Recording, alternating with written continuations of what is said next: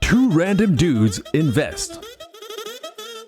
Hey, I'm Danylo. And I'm Brent. And this is Two Random Dudes Invest! If you're just starting to invest or thinking about investing, this is the show for you. We'll help you build the tools, strategies, and mindset to become a better investor. And now to the dudes. Dude. Okay. A wide angle. So we're back, everybody. It's been a long time. We've been away. We have not been posting as much, and we apologize, but we have been doing a lot of stuff. So on my end, I just want to give you a really quick update.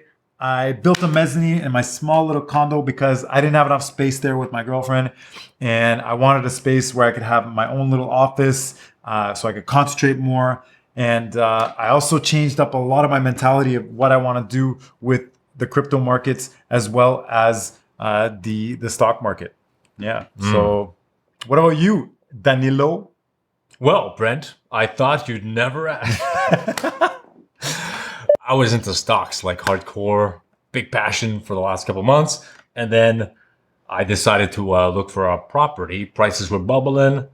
Things were hot. And then I was like, hey, I found this place, which is like a high ceiling apartment. I'm like, okay, I'm going to buy it because the prices are going crazy. So then I took out all the money from my stocks, which is like all my EV stocks went up really high. So I got really lucky. And I got lucky because my 17K went up to 31 and it started dipping. And in 1 week, it went from 31 to 23 and a half. And I sold out, put into this condo. Thank you very much. If I didn't sell, it would be at 15. So I'm like super lucky with like timing. And now we're right here in this condo. Beautiful place. And I'm pretty stoked. Congrats, man. I really love this place. Yeah. And I'm basically restarting my portfolio from scratch. Starting fresh. So it's so now we're talking about our approaches. So how did your approach change, my friend? My approach. Yeah. Without getting too deep into it, because we're going to do some other episodes on it, I'll give a quick roundup of like what happened with... So with cryptocurrencies, I've always said like I have a certain amount that I'm always going to hold in Bitcoin because I really like, to me, that's like kind of like an insurance on if that does happen, I want to be there. I want to be in that space. I don't want to feel the FOMO. So what happened is actually a few days before the last big fall, part of my strategy was to sell basically what was 15 to 20% of my entire portfolio. And the reason I was doing that was because first off, Bitcoin had gone up hard and really fast, and I was noticing like a bit of craziness in the markets with all these like all the dog coins going crazy. Dogecoin. Yeah, it was just all these Dogecoin different too, meme though. dog coins. It was just I couldn't believe it. So Dogecoin. I did really well with my Ethereum, and I said, okay, I'm selling off 20%. It went up another day, and then after that, everything crashed, and I was really happy, and I had prepared myself mentally for that fall. So I wasn't upset. Like I was like watching my portfolio fall like huge, but I had taken out my initial investment plus some. So basically all the money that I have in crypto now is just money that I've made in crypto. I still don't consider it the house's money. I still consider it my money. Yeah. So I'm not going to just play with it, but I'm sticking to my plan of just holding. And if it goes down anymore, I will buy back a little bit more Bitcoin to keep my risk levels all in check with that and my stocks. And the beautiful thing during the fall of crypto was I was implementing new strategies into my stock portfolio so that I now have a portfolio that if I travel, maybe before I'll have to close some positions, but for the most part, I could travel for a year, 2 years, and I'm not going to even think about my stocks. That is the goal. That is the goal Yeah. of life and investing, isn't it, Brent? It is. It is. So what about you? How'd you change your approach? Oh, that's yeah. So as you may know, I am heavily into EVs. So like I'm into EVs. I love EVs. As Warren Buffett says, you gotta invest in what you know. So I invested into EVs. I got lucky. It went up, and now like in March, it's at the March lows. So now I'm like, I was figuring out like, do I go all in at like these low prices, or how much money I put in? So I started to nibbling at the EVs, but I was assuming that it might go lower, not put all in. Because I did that with a bit of like one stock, but then it went even lower. I'm like, I'm gonna take it easy. So that's my approach, to just do more research and really go long term. Overall, I used to be more short term, medium term. Now I'm really switching to long term, to what you're saying is like, I want to be at the beach, be able to go to the beach, like go work, do my job, do photography, like we're both photographers, and not worry about my portfolio like going down 20% because of some Elon tweet or whatever it is, or thank goodness Trump is not there. Not that I don't dislike him, but just he's not good. Because for the how stock much it was market, just the going volatility for volatile, the stock market.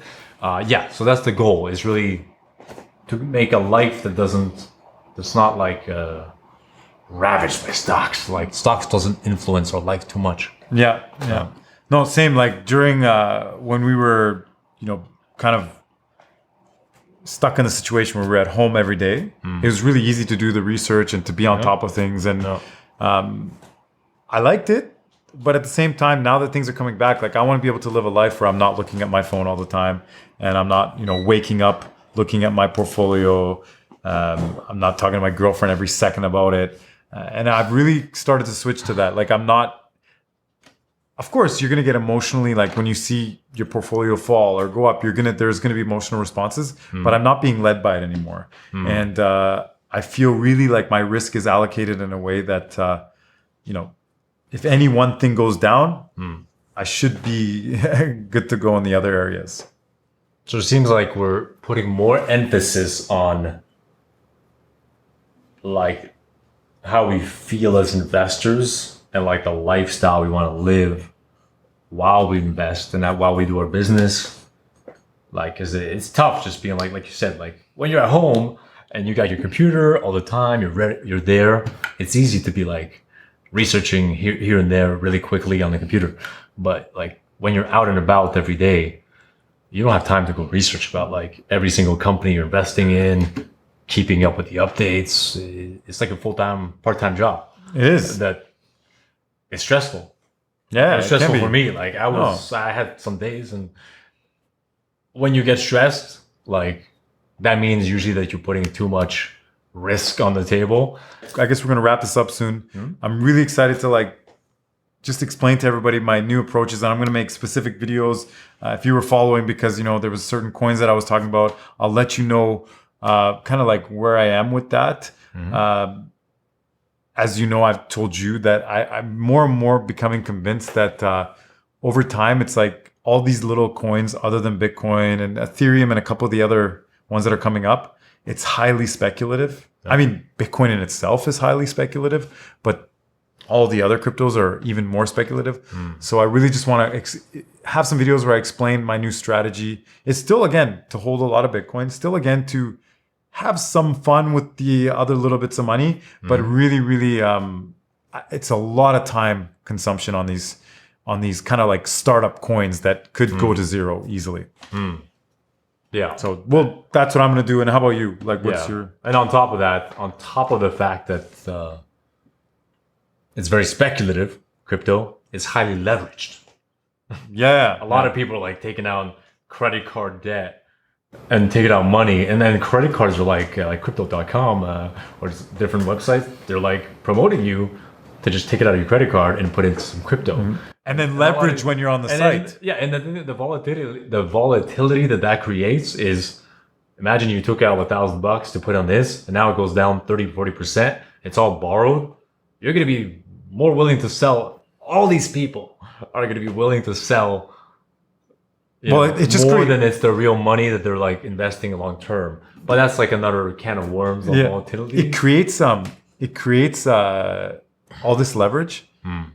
When things start falling, it's just a cascade event downwards. So the goal is like, again, for me, I just want to be in it long term, so I avoid all these like ups and downs and tweets that cause things to go down. No, because for me, I know I'm long term, so even though my portfolio went down, I'm not worried about it. And I did follow a lot of I followed the rules that I set forth. So I'm really happy about that. Yeah, you did a great job shifting into more value stocks, really thinking about the individual stocks you picked.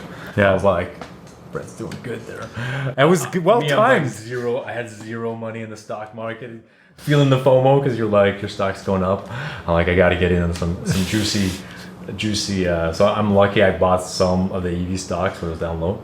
But we're gonna get into more details in our approach in future episodes. In the next episode, we got a juicy one coming, Yes. and it is it possible to work? And we kind of disagree on this. Ooh. Surprise, surprise. We like almost like flipped the table before. But it's like, what do you mean? No, you can't. So anyways, so can you be an active trader, like a part-time trader, and do your full-time job? You know, Yeah. Can you do a job and also swing trade on the side? Yeah. So basically, the question is, for me, it's like, can I run my photography business while also focusing in on my stock portfolio enough that I can like actively make trades every week or a few weeks? Or should I have something where I get into index funds with a little bit mix of some stocks that are really long term that I don't plan on selling for years? That's what I've been kind of answering myself, and Yeah. I'll let I mean, people know. Practically, what are we going to do? So we're going to dive deeper in next episode. Excited. We'll see you next time. All right. So this is fun. See you next time. If you're on the go, you could check out our podcast, link in the description.